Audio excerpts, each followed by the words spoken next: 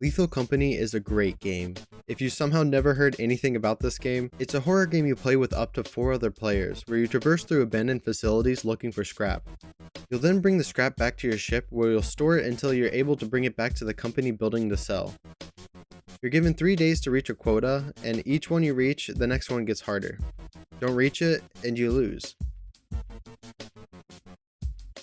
If you know anything about me in real life, horror games scare me bad, and I don't really find myself playing them very much.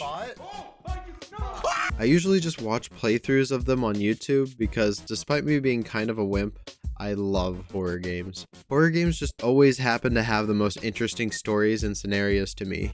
Games like Resident Evil 7, Alien Isolation, and Soma. Thank you, Markiplier. If I had to guess why that is, back in caveman days, survival stories from others would be the most vital. However, the one type of horror game that I can always get behind is multiplayer games where I can lighten the scares by playing with friends. This being games like Phasmophobia and Content Warning. But unlike these games, I find myself constantly coming back to Lethal Company because the gameplay is just that good. Don't, Steven! Oh, Steven! Reminds me of Pikmin, oddly enough. Even with friends though, these games still scare the crap out of me. Oh my god. Krakens being the worst. Even my quote-unquote biggest hater gets spooked by them.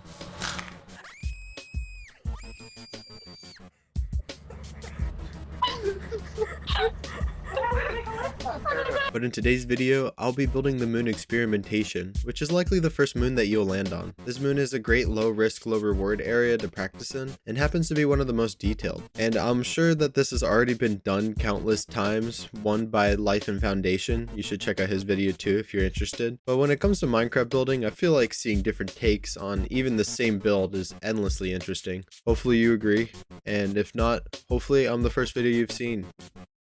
Again, somehow. But let's get started. So, where do I start? Before I started this project, I was sure that I could just use the map on the monitor as a guide, so I installed a mod that lets me zoom it out as far as I want, but after seeing the whole map, I realized that it wasn't as detailed as I hoped for, and on top of that, it is colored weirdly, so it makes it harder to see. So instead, I used a FreeCam mod to take a picture from up above, when I realized that the render distance loading in this game is really weird. Like, when I go far away enough, these telephone poles disappear, which makes sense for lag reduction, but it's only for these two. These thinner trees get replaced with what appears to just be a recolored version. I don't think these ones look any lower poly. And these green bushes over here, don't remember them being green? Well, that's because they're not. Apparently all bushes are green until the player is next to them for some reason. So I fly up high to get the flattest picture I can and begin adding in some guidelines so I can tell where things are easier when I paste it into Minecraft.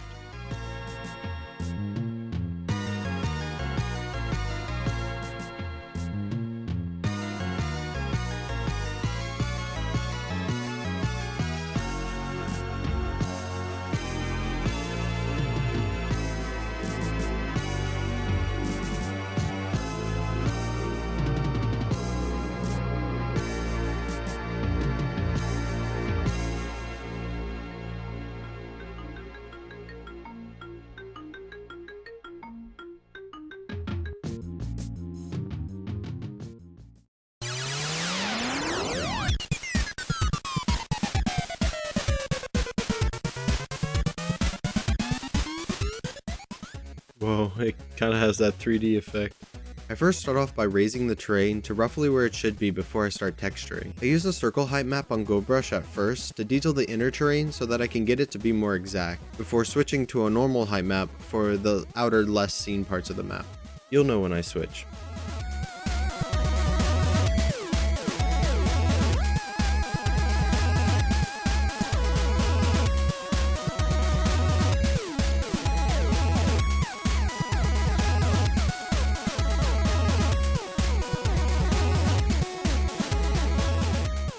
I then start smoothing the rough draft I just laid out into its final shape.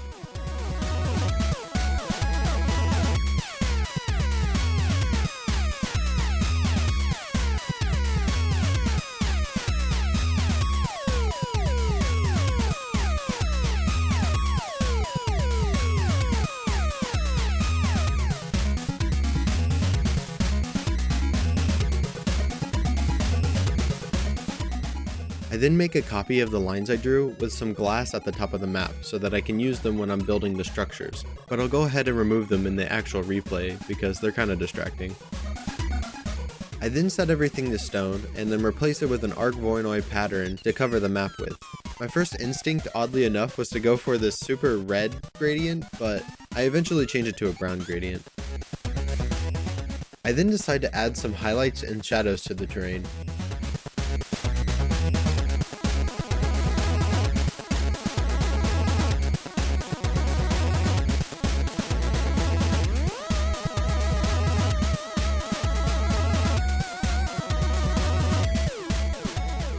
How I did this was just with a simple sphere brush with a darken pattern as the material. It's pretty cool, but some downsides are that it doesn't work perfectly with some colors and you'll end up with these weird blocks that kind of stick out. They look good from far away, but that's because the average color of the whole block lines up with the gradient. Hey, that's how TVs work.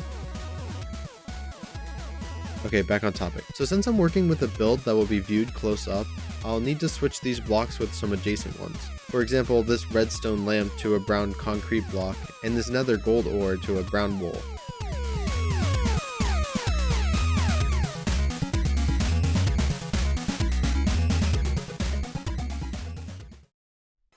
Alright, now time for the cool stuff. I'll start with the company ship. Although you can decorate the ship with more items, I'm just going to build it with the default furniture and the default positions. Even with only the default things though, there's still a lot to do. Let's go over it. There's a red shelf, the door panel, the door motor, not really hooked up to anything, a coat rack, a recharging station, posters, the terminal, a vent thing with a poster and a sticky note, the main monitor, some bunk beds, some drawers, an oxygen tank, more posters, an announcement speaker, and the bane of my existence.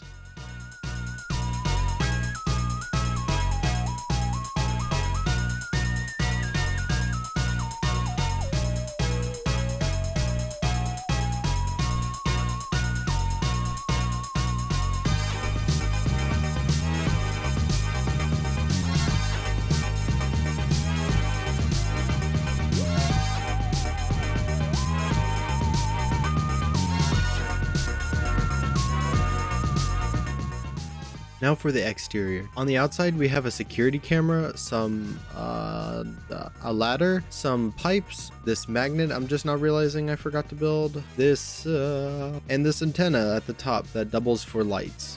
At the bottom the whole thing rests on these skates with pipes weaving in and out of them, and 4 thrusters.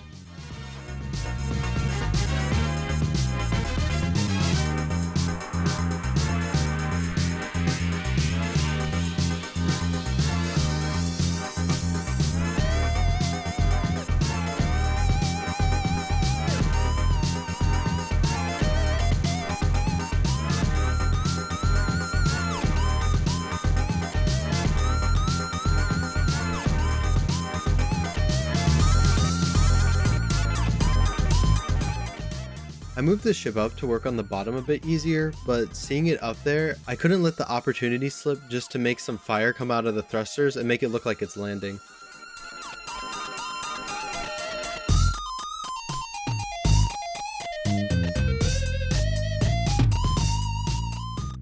Next, I'll work on the outer fences. These fences block you from venturing out into the quicksand on the other side. And let me just say that I love how natural this barrier is. It might be just me, but if this was just an invisible wall that blocks you, that would completely break my immersion, more than it probably should. The fence has 1 medium segment, 1 tiny segment, 2 small segments, and 1 really long segment that wraps up this hill. I first start out by making some points from the guide and then connecting them with the line command. To make the actual fence part, I use emerald blocks as a placeholder and then make a checkered pattern with iron bars to replace them with.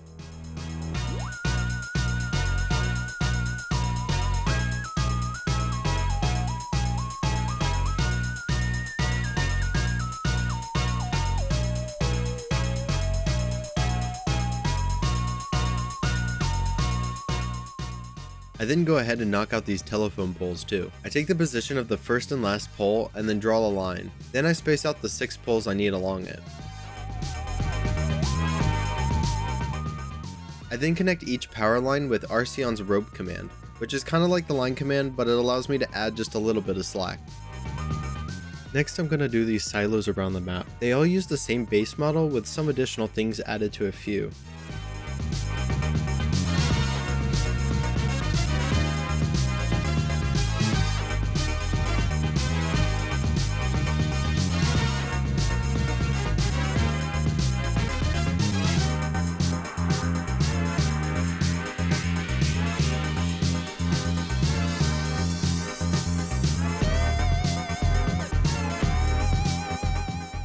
The first one with additional things is, are you kidding? The first one with additional things is this one. It has a platform below and a ladder you can climb up to the top, which houses another tiny cylinder.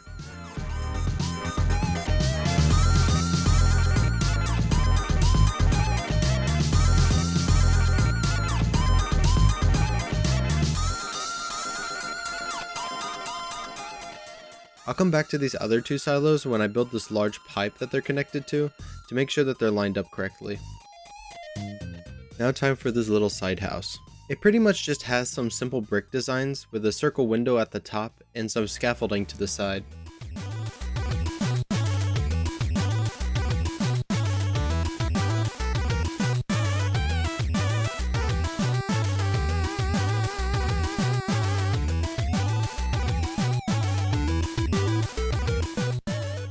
Heading into the building is usually foggy and you can't really see much, but lighting the place up, you can see there's not a whole lot going on. There really is just two raised platforms on either side, and this tree, I guess.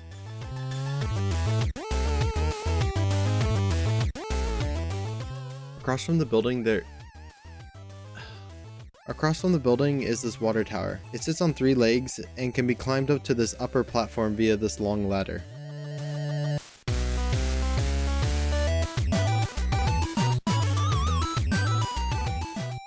Next, I'll do these larger trees. Yeah, if you couldn't tell, there's no real order to these things.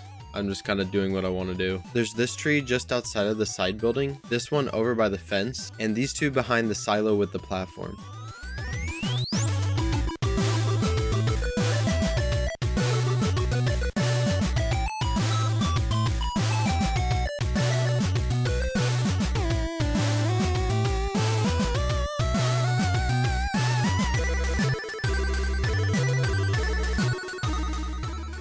I also decided to make 2 assets for these skinnier trees. However, I'm not going to be placing them right away because at the time of building this, I didn't realize that they were randomly spawning. So I wait a bit later until everything is placed down so I can find a good spot for each one.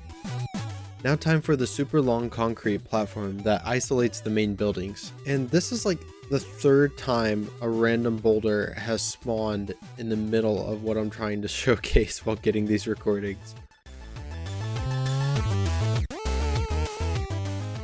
You're joking. At the base of the platform, we have this weird design that appears to be a cylinder, but like the bottom half is shrunk, and it's occasionally separated by these blocks with ladders that lead up to the top. On the top, we have some train tracks and these Ford tanker train cars. Is that right? Wait, they're just called tank cars? That's interesting. We have 2 towards the middle, and then 2 derailed ones on either side. These again discouraging the player from venturing out too far where there is nothing. And there's also these occasional panels with lights attached to them.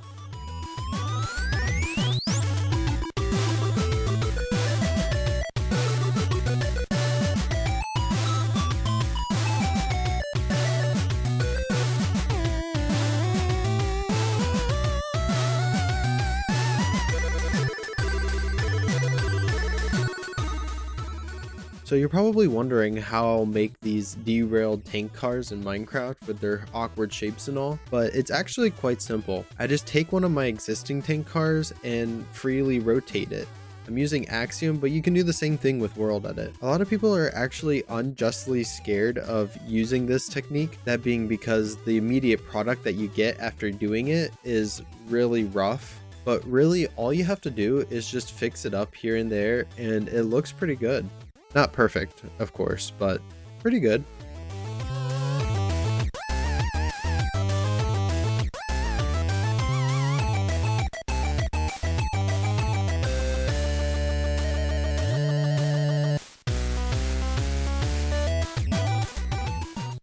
Now there's one last thing to do before I start on the main buildings, and that is this yellow platform if you head down the right side enough. The platform is rectangular with a ladder on one side and 2 support beams. One has like a car spoiler, oddly enough. And a really weird detail I notice is on the bottom there's these 2 holes and it makes them look like 40% more Lego. I first started off trying to build it at an angle manually, but then I decided to take my own advice and rotate it the other way.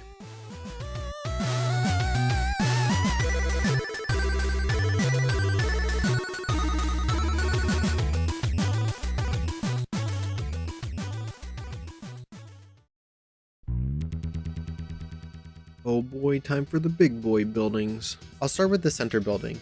It contains these metal support beams on the outside with some semicircle patterns on the walls. There's a slight wall foundation at the bottom, and the roof slants a bit on the left.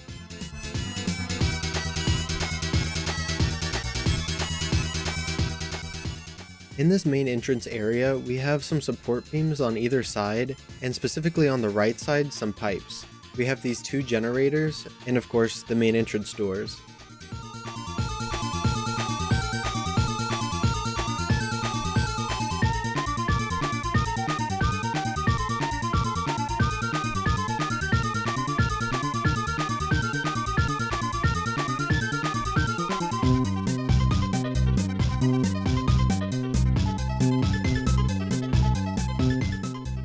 Now for the less detailed outer houses, starting with this one attached to the main building. It has a slightly sloped roof with some windows at the top. Next we have this wider L-shaped house. Towards the top, the wall dents in a little bit, as well as these pillars ascending parallel to the roof. And towards the back corner, there's a raised up section with some windows on it. In between the two, there's some scaffolding and a fence on some concrete ground.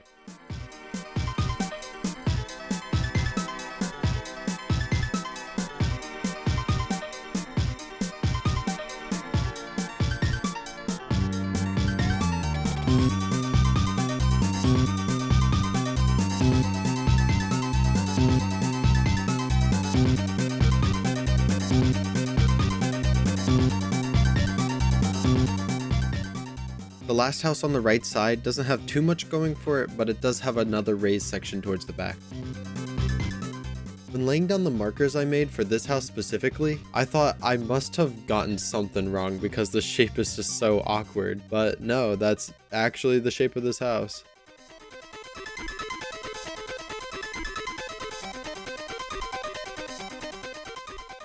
On the left side, we have a large building with another raised section towards the back, and another building with the roof slightly slanted also towards the back.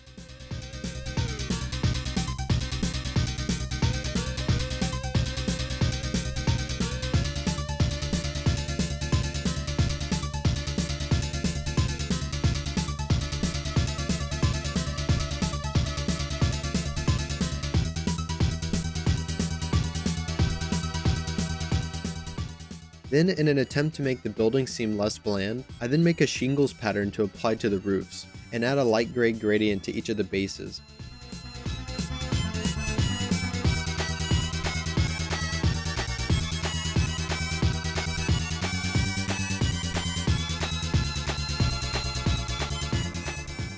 Now all that's left structure-wise in this area is this alleyway containing the fire exit. I'll need to continue these patterns from the front of the building to the side of the building, these being the semicircle brick patterns and the support beams, the fire exit itself and its staircase, these support beams up here, this fence, and the start of this long pipe that extends from this building. And I just now realized that it's not even attached on the bottom one.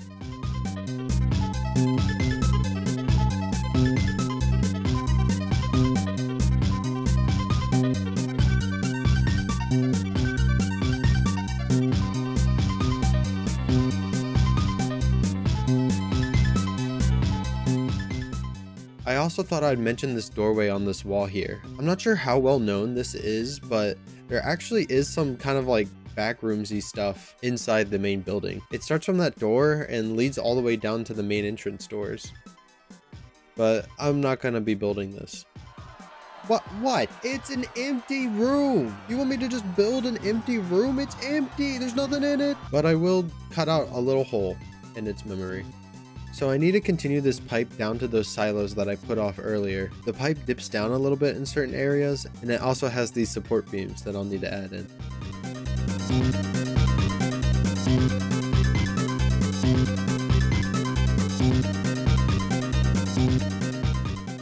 Now for the twin silos. The smaller one just seems to be a generic silo, and the taller one just seems to be like a generic silo, but the top is cut off and put on itself. And then they're both connected by this bridge.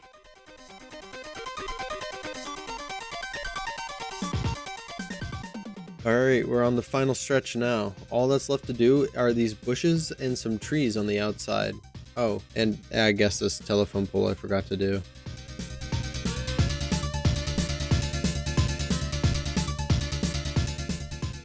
I'll start with the leaves by the main building. The main entrance has some leaves growing up the wall, some on the ground, and a lot at the beginning of the alley.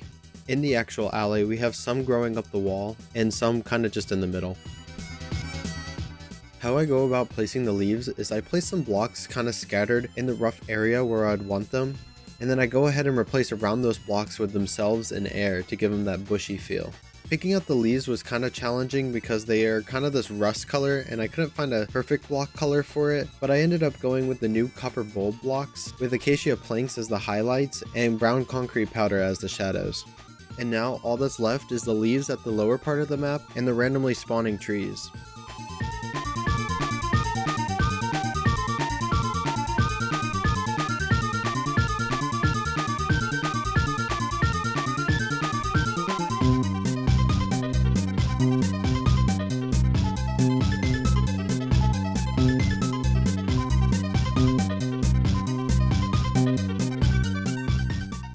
And with all that done, we're ready to view the final product.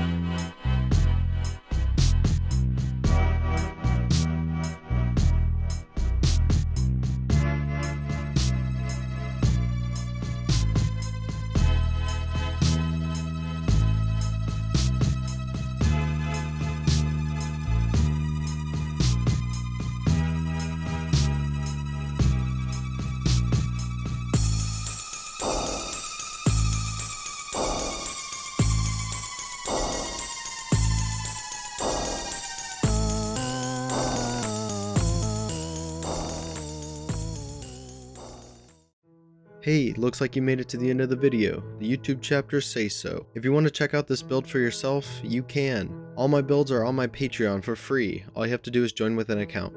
Yeah, so turns out my video schedule that I set up lasted a whopping 2 videos. Yeah! Look, I had family meetups I had to go to, tropical storms knocking out my internet, which shouldn't be a problem, but Microsoft insists that I log in online to play offline. It's been heckin' hot because my AC unit gave up on me. Could I have made the video anyway with all these setbacks? Absolutely, I am just very lazy. But moving forward, more Twilight Princess and Paper Mario, and I have kind of been hyping myself up to start an Avatar: The Last Airbender series, so stay tuned for those, and I'll see you in the next one.